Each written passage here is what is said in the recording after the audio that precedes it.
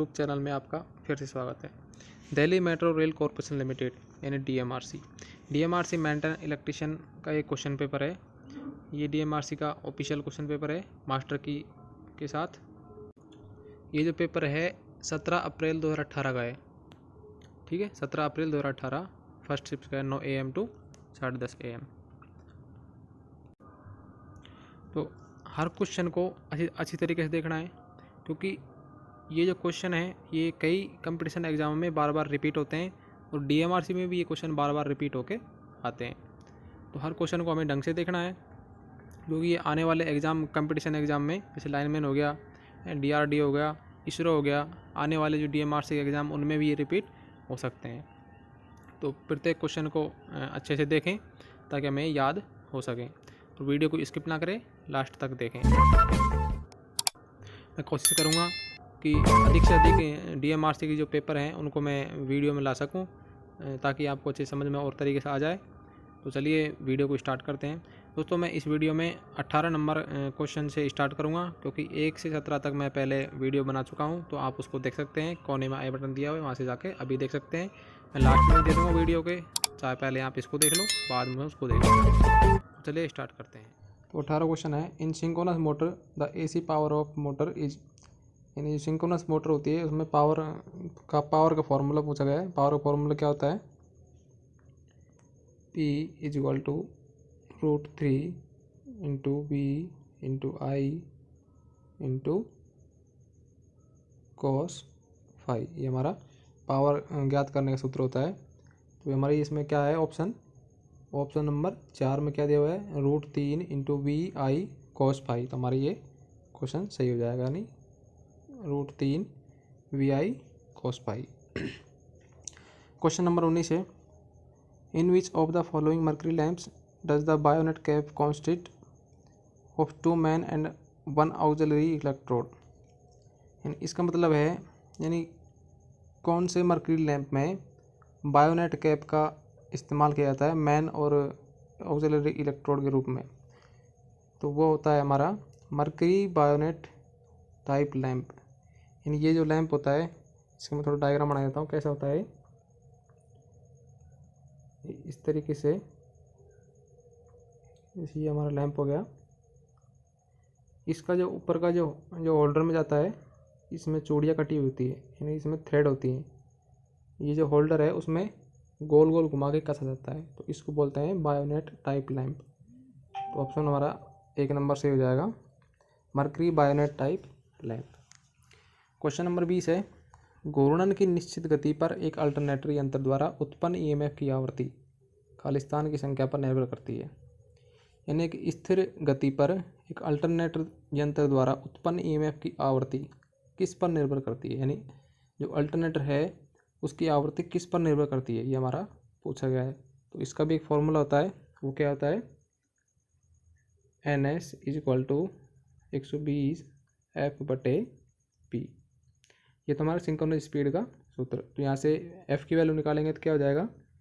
F = NSP/120। तो F की value किसके प्रोपोर्शनल होगी?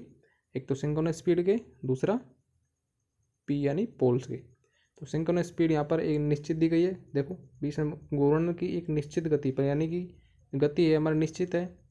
पोल यानी बचा हमारा पोल, यानी देखो आंसर में भी पोल दिया गया है, पोल्स पर निर्भर करता है।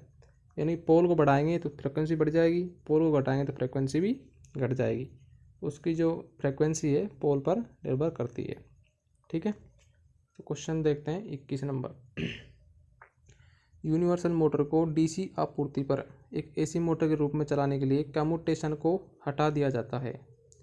यानी कोई यूनिवर्सल मोटर है, उसको AC के रूप में हम इस्तेमाल करने के लिए कम्यूटेशन को हटा दिया जाता है। यानी कम्यूटेशन को किसके द्वारा हटाया जाता है? तो हमारा ऑप्शन दिया हुआ है, आर्मेचर कॉइल्स और कम्यूटेटर सेगमेंट्स के बीच संधारित्र लगाकर, आर्मेचर कॉइल्स और कम्यूटेटर के बीच प्रतिरोधी डालकर, आर्मेचर कॉइल्स हटाकर, कम्यूटेटर सेगमेंट्स निकालकर। तो जो कम्यूटेशन होता है हमारा, उसको हम किस से कम करते हैं, ये हमने पढ़ा होगा। तो उसको कम करते हैं हमारा आर्मेचर कॉइल्स और कम्यूटेटर सेगमेंट्स के बीच प्रतिरोधी डालकर, यानी हम उसके बीच में कुछ रेजिस्टेंस लगा देते हैं जिससे हमारा कम्यूटेशन कम हो जाता है। ठीक है, तो हमारा ऑप्शन हो जाएगा 2 नंबर सही। चलिए नेक्स्ट क्वेश्चन, 22 नंबर क्वेश्चन हमारा, निम्नलिखित में से किस प्रकार की बैटरी को इमरजेंसी लाइट में उपयोग लिया जाता है। ठीक है, तो इसमें क्या आ जाएगा, लेड एसिड बैटरी, यानी हमारे घरों में जो टॉर्च उपयोग में आती है, लाइट चले जाने पर हम उसको जलाते हैं, तो उसमें जो बैटरी यूज होती है वो होती है हमारे लेड एसिड बैटरी। ठीक है, सिंपल सा क्वेश्चन। अगला देखते हैं 23 number question, DC shunt motor के 3 पॉइंट स्टार्टर में एक परिवर्तित प्रतिरोध के साथ 2 कॉइल, 9 वोल्ट कॉइल और ओवरलोड रिलीज कॉइल होते हैं। ये 2 कॉइल क्या हैं।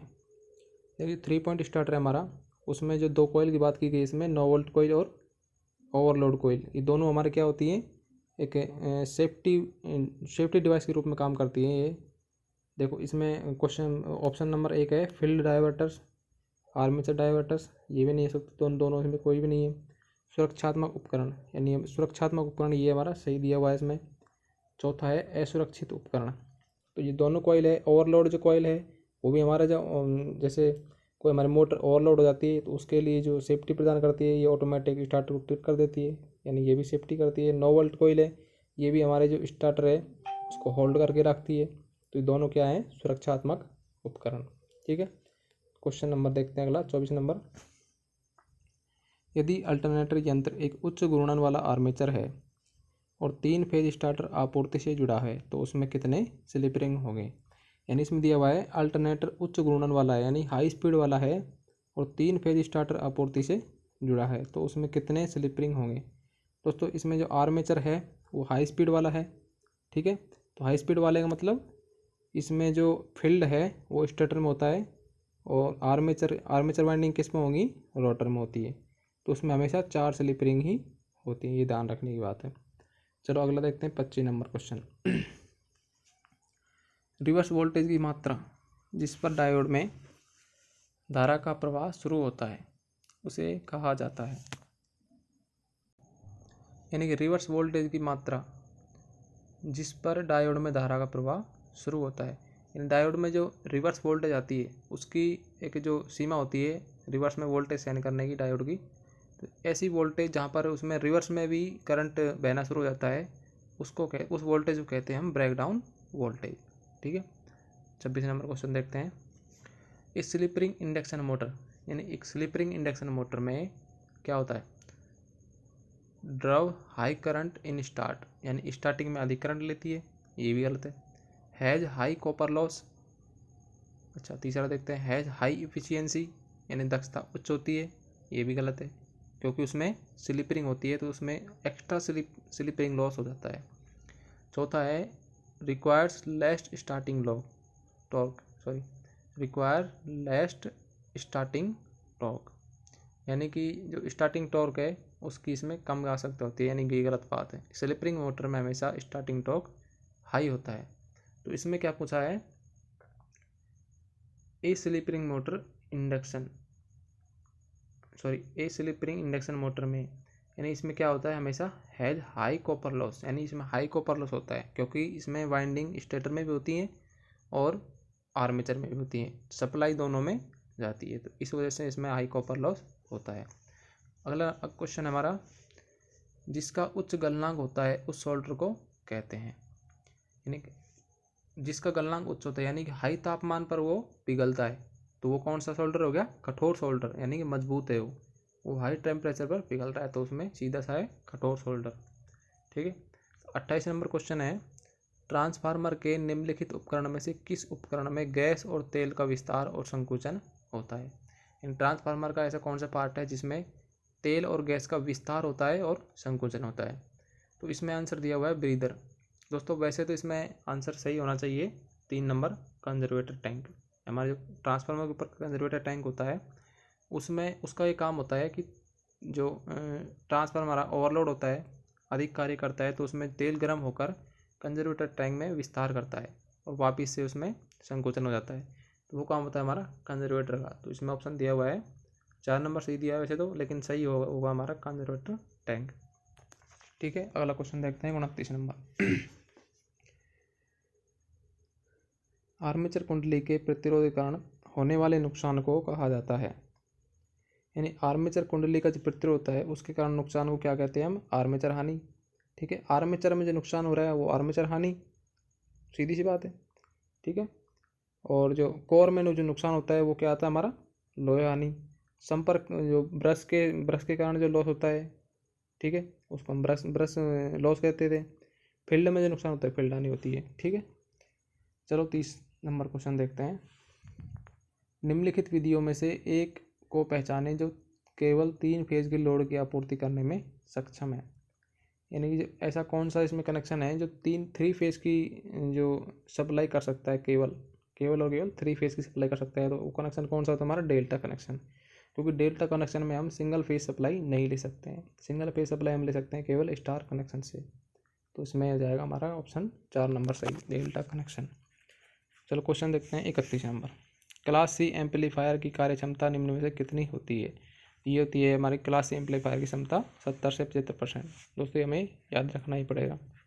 चलो 32 नंबर देखते हैं। जिस मोटर में घुमाव का एक हिस्सा श्रृंखला में जुड़ा है और दूसरा भाग आर्मेचर के पार जुड़ा होता है उसे हम खालिस्तान के रूप में जाना जाता है। तो दोस्तों इसमें पूछा है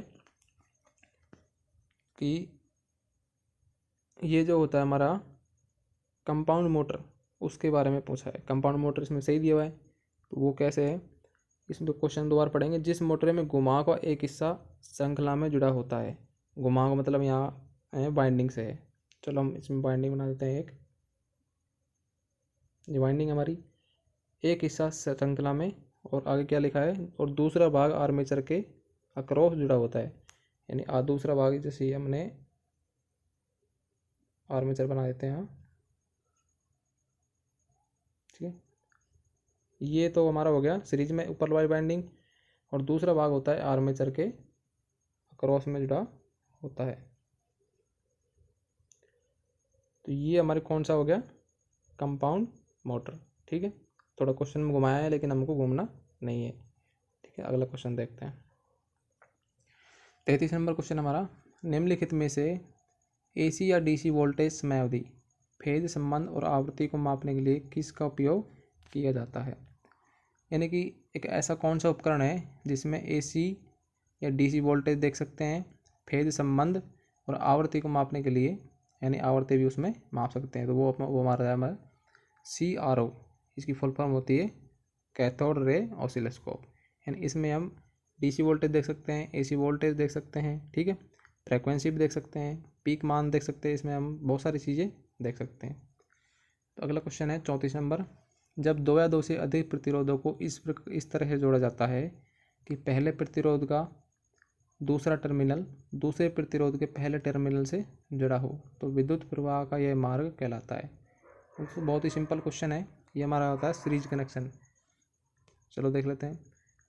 पहले प्रतिरोध का दूसरा सिरा, ठीक है, दूसरे प्रतिरोध के पहले सिरे से जुड़ा हो, ये हमारा पहला प्रतिरोध होगा, ये हमारा दूसरा होगा।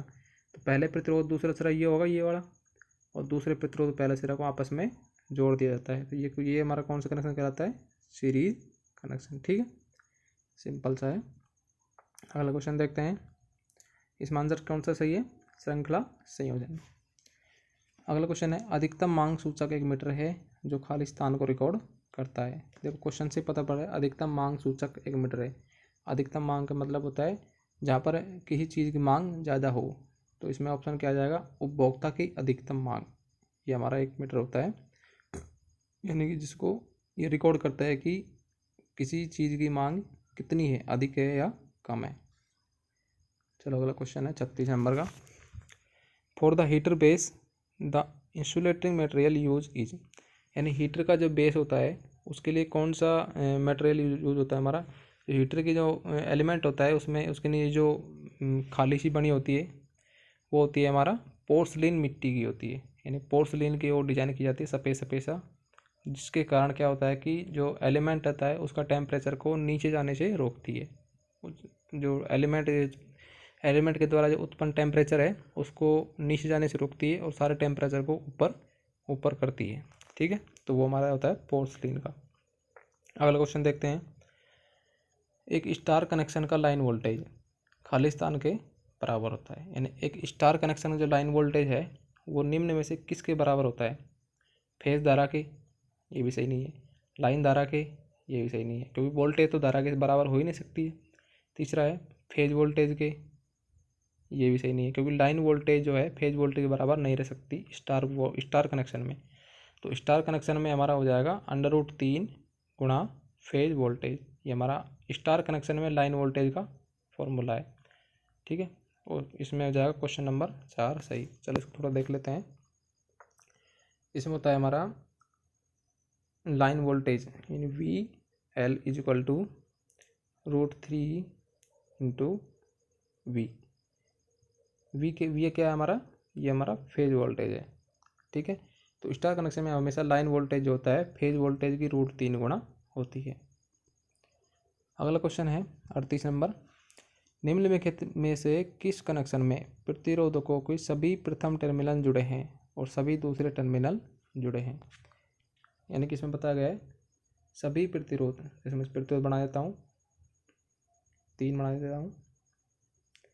इसमें क्वेश्चन में बताया गया है निम्नलिखित में से किस कनेक्शन में प्रतिरोध के सभी प्रथम सिरे एक साथ जुड़े हैं? तो यानी प्रथम सिरे मैंने एक साथ जोड़ दिए और दूसरे सिरे भी एक साथ जोड़ दिए। कौन सा कनेक्शन बन गया हमारा?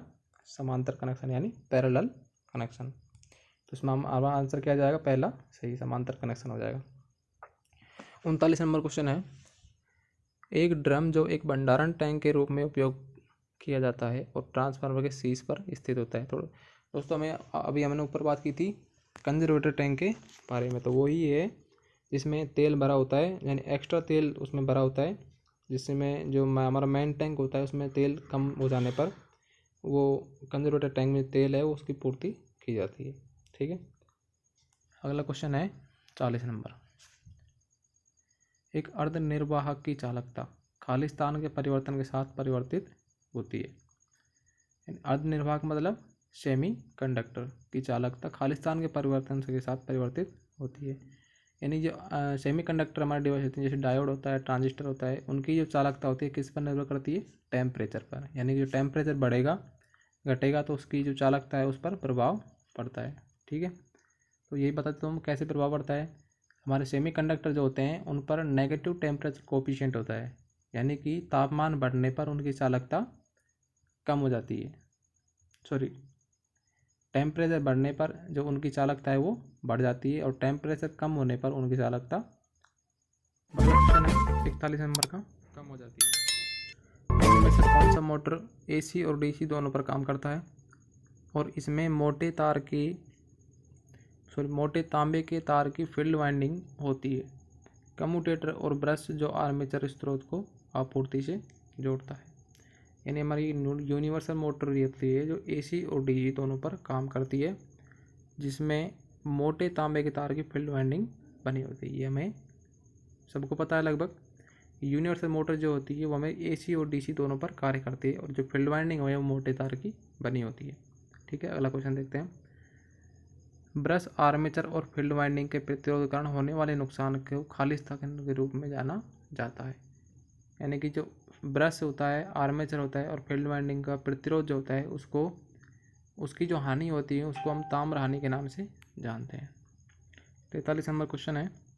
एक पूर्ण कुंडली वाइंडिंग जिसमें कुंडली समूह की संख्या प्रति फेज स्टेटर में कुंडली समूह की संख्या के बराबर होती है और वह संख्या उस संख्या की विभाजित होती है जो फेज की कुल संख्या को दर्शाती है जिनके लिए वाइंडिंग हुआ है।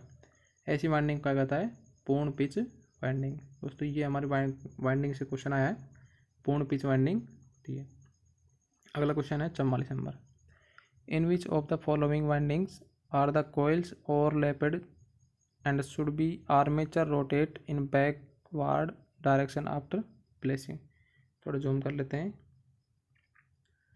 ऑप्शन ए दिया हुआ है वेव वाइंडिंग, दूसरा है lap winding, simplex wave winding, multiplex winding. तो इसमें क्या आ जाएगा? Lap winding. क्वेश्चन को देखने से ही पता पड़ रहा है कि लैप वाइंडिंग। ठीक है, अगला है हमारा 45 नंबर क्वेश्चन। ट्रांजिस्टर के एमीटर धारा वोल्टेज वक्र के अनुसार एमीटर धारा खालिस्तान के साथ तेजी से बढ़ जाती है। तो इसमें क्या हो जाएगा?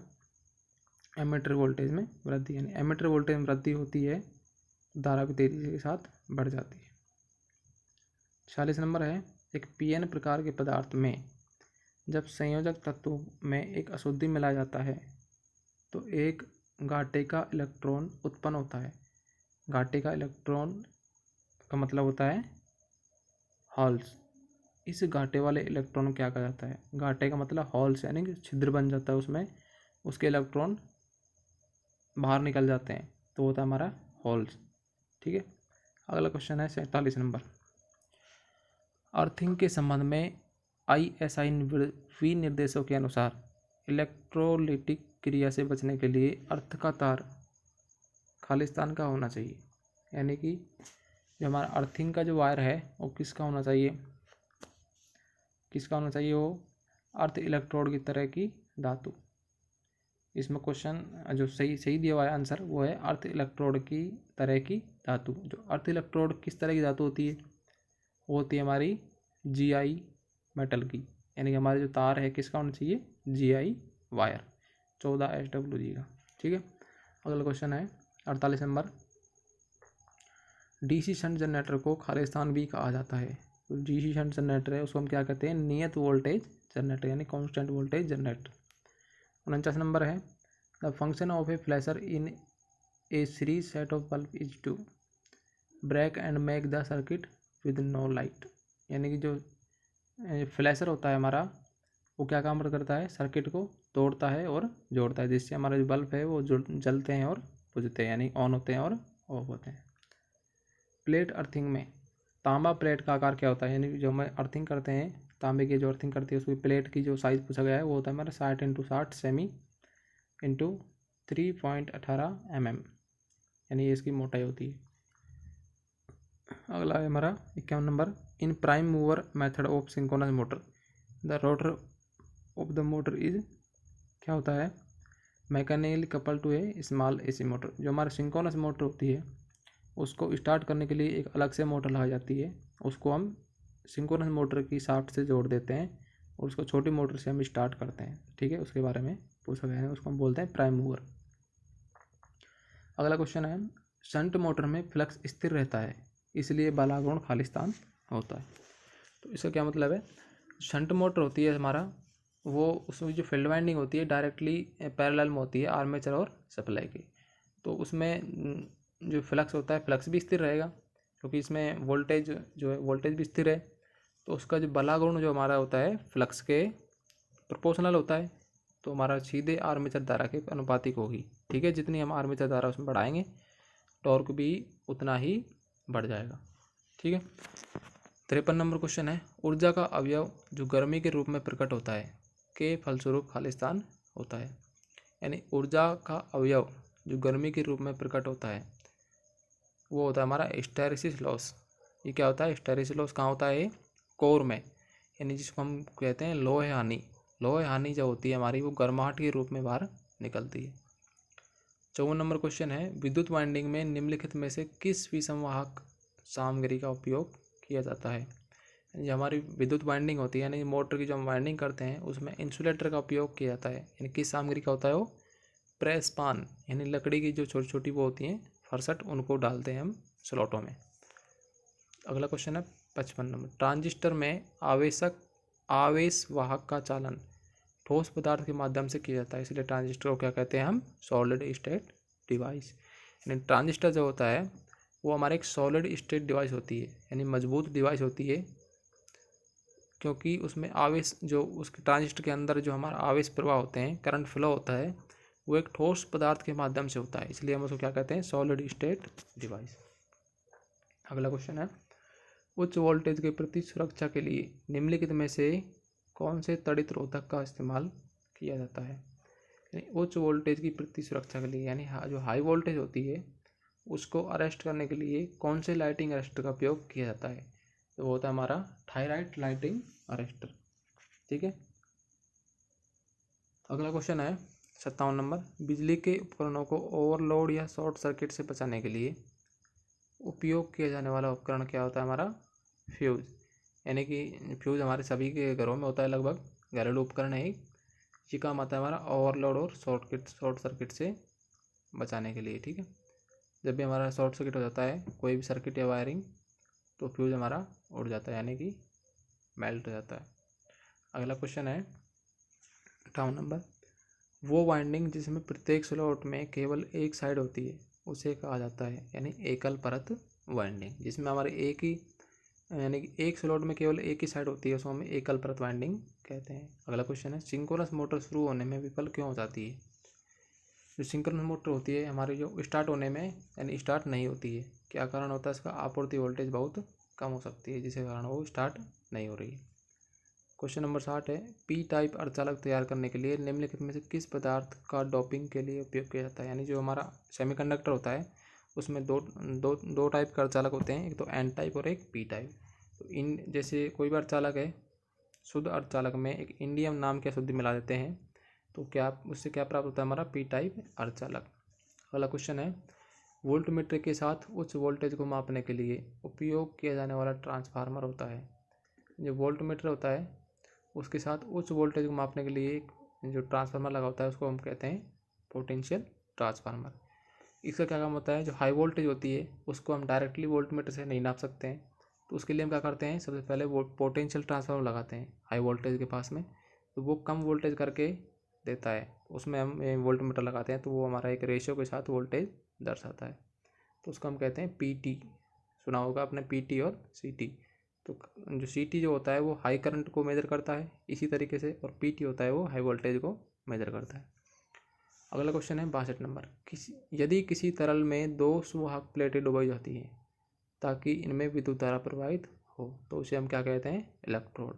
जैसे हमारी बैटरी होती है उसमें क्या भरा होता है? इलेक्ट्रोलाइट भरा होता है तरल पदार्थ के रूप में, तो उसमें हम कोई भी दो इलेक्ट्रोड डुबो देते हैं, जिसमें से क्या फ्लो होती है? हमारी करंट फ्लो होती है। जो दो डुबाए हुए दो इलेक्ट्रोड हैं वो हमारा इलेक्ट्रोड कहलाते हैं। ठीक है, अगला क्वेश्चन देखते हैं, निम्नलिखित में से कौन सी अर्थिंग पद्धतियाँ आजकल प्रयोग की जाती हैं? जो आजकल जो हमारे अधिकतर में अर्थिंग प्रयोग की जाती है वो कौन सी होती है? Pipe earthing. 64 नंबर क्वेश्चन है, identify one of the following types of register that are made by depositing hydrocarbon vapour on a ceramic. यानी जो हाइड्रोकार्बन से जो बने होते हैं हमारे रजिस्टर वो क्या होते हैं? Film carbon register. ठीक है, अगला क्वेश्चन है, निम्नलिखित में से कौन सा रोधक पदार्थ कपास के टुकड़े के रासायनिक उपचार से बनाया गया है? यानी जो कपास के टुकड़े से जो एक केमिकल रिएक्शन करके जो बनाया जाता है वो हमारा रासायनिक नीति से बनाया हुआ कृत्रिम चमड़ा, यानी इसको बोलते हैं लेदरडाई पेपर। अगला क्वेश्चन है, लेड एसिड सेल की तुलना में निकिल लोहे सेल से बने सेल खालिस्तान होता है। यानी कि लेड एसिड सेल की तुलना में निकिल लोहे से बने सेल की जो दक्षता होती है वो कम होती है, यानी कि जो निकिल आयरन सेल है उसकी एफिशिएंसी कम होती है और लेड एसिड सेल की एफिशिएंसी ज़्यादा होती है। डायोड जिसमें ब्रेकडाउन वोल्टेज को सामान्य डायोड की तुलना में कम रखा जाता है उसे हम क्या कहते हैं? Zener diode. जीनर डायोड है उसकी जो रिवर्स वोल्टेज ब्रेकडाउन वोल्टेज होती है उसको हम कम रखते हैं, क्योंकि उसमें जो अधिक वोल्टेज आने पर वो तुरंत करंट का प्रवाह कर दे। ठीक है, अगला क्वेश्चन है 68 नंबर, लैमिनेटेड कोर या आर्मेचर में निम्नलिखित में से कौन सी हानि कम होती है? जो लैमिनेटेड कोर होती है या आर्मेचर में निम्नलिखित में कौन सी हानि कम होती है? जो हमारी मोटर होती है या फिर कोई भी जो कोर होती है जिसमें उसको हम लैमिनेट करके अगर कोर को लगाएंगे तो उसमें कौन सी हानि कम हो जाती है? हमारी एडी करंट लॉस। यानी एडी करंट जो लॉस होता है वो हमारी कोर को इंसुलेट करने पर कम हो जाता है। अगला क्वेश्चन है 69 नंबर का, किसी वस्तु से प्रति सेकंड उत्सर्जित प्रकाश ऊर्जा की कुल मात्रा होती है। यानी कोई भी वस्तु है जो प्रकाश देती है क्या होती है? वो हमारा बल्ब होता है। वो प्रति सेकंड कितना प्रकाश उत्सर्जित करती है वो हमारा टोटल क्या होता है? लुमेन्स। ठीक है, अगला क्वेश्चन है, identify one of the requirement of a good insulating materials. Good insulating materials यानी सबसे अच्छा जो इंसुलेटिंग मटेरियल है वो क्या होता है? निम्न में से क्या होता है? गुड मैकेनिकल स्ट्रेंथ, मतलब एक ऐसा इंसुलेटिंग मटेरियल जो इंसुलेटिंग भी अच्छा करता हो, और सेकंड नंबर पे क्या होता है? वो मैकेनिकल स्ट्रेंथ भी अच्छी हो, यानी जल्दी से वो टूटे फूटे ना। यानी एक अच्छे इंसुलेटिंग मटेरियल की एक खासियत होनी चाहिए कि वो इंसुलेटिंग भी अच्छा करे और उसकी मजबूती भी अच्छे से हो। अगला क्वेश्चन है, किस मौसम में कोरोना ज़्यादातर घटित होता है? ठीक है दोस्तों, ये वो कोरोना नहीं है जो आजकल चल रहा है, ये हमारा इलेक्ट्रिकल कोरोना है। तो ये होता है हमारा उमस वाला मौसम, ठीक है, जहाँ पर जिस मौसम में बरसात अधिकतर होती है तो उस मौसम में ये कोरोना अधिकतर होता है, क्योंकि जो हमारा एटमॉस्फेयर है उसमें पानी की छोटी छोटी बूंदें होती हैं, जिसके कारण उस बूंदे में से होकर जो करंट प्रवाह होने लगता है हमारा, ठीक है, तो उसको हम क्या कहते हैं, कोरोना। अगला क्वेश्चन है 72 नंबर। 5 किलोवाट 50 हर्ट्ज 6 पोल स्लिप रिंग मोटर की 960 आरपीएम पर चलता है और तुल्यकालिक गति 1000 आरपीएम है, तो प्रतिशत स्लिप की गणना करें। दोस्तों प्रतिशत स्लिप की जो हमारा एक सूत्र होता है वो क्या होता है, वो होता है हमारा प्रतिशत slip, percentage slip is equal to NS minus NR upon NS into 100। NS मतलब सिंक्रोनस स्पीड, NR मतलब रोटर स्पीड यानी मोटर की स्पीड।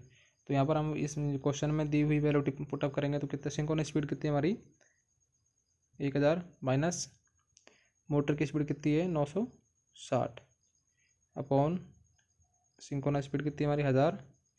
इसको सॉल्व करेंगे तो गुणे में और क्या लगा देंगे हम 100। इसको सॉल्व करेंगे तो क्या आएगा, 1000 में से 960 गए तो 40/1000 गुणा 100, तो क्या हो जाएगा 40/1000 इंटू 100। 30 से 30 क्या बचा 4, यानी कि हमारा जो स्लिप आ गया वो हो गया 4%। तो हमारा आंसर क्या हो जाएगा, ये वाला सही, ठीक है। अगला क्वेश्चन है हमारा,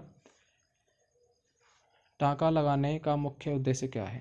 हम टाँका क्यों लगाते हैं जॉइंट पर, क्योंकि जॉइंट हमारा स्थायी हो जाए, वो स्पार्किंग ना करे। तो इसमें आंसर क्या आएगा हमारा, तारों के संयोजन को स्थायी प्रकृति देना। अगला क्वेश्चन है, choose one of the advantage of synchronous motor from the given option. यानी इन ऑप्शन में से क्या सही है हमारे सिंक्रोनस मोटर के बारे में। तो हमारी जो सिंक्रोनस मोटर होती है उसकी स्पीड क्या होती है, कांस्टेंट होती है। यानी सिंक्रोनस स्पीड का मतलब ही ये है कि वो हमेशा सिंक्रोनस स्पीड पर चलेगी, ठीक है। उसकी स्पीड ना तो कम होगी और ना ही ज़्यादा होगी, वो सिंक्रोनस स्पीड पर चलेगी यानी फिक्स स्पीड चलेगी। तो हमारी क्या हो जाएगा आंसर, कांस्टेंट ऑपरेशन स्पीड। तो अगला क्वेश्चन हमारा, यूपीएस में कम शक्ति यूपीएस की सीमा खालिस्तान तक होती है, ठीक है। तो यूपीएस में हमारी जो उसकी अधिकतम जो कैपेसिटी होती है वो होती है हमारी 30 kVA, ठीक है। तो ये हमारे टेक्निकल के 75 क्वेश्चन हो गए हमारे कंप्लीट, यहाँ तक कि मैं आपको बताऊंगा, ठीक है दोस्तों। तो यदि किसी भी क्वेश्चन के बारे में कोई भी कन्फ्यूजन है तो आप कमेंट में बता सकते हैं, और वीडियो अच्छी लगे तो लाइक करें, कमेंट करें और सब्सक्राइब करके रखें, ताकि जब भी मैं अगला जो पेपर होएगा DMRC का कोई भी पेपर है उसको मैं अगले वीडियो में जब बताऊंगा तो आपके पास सबसे पहले नोटिफिकेशन पहुंच सके।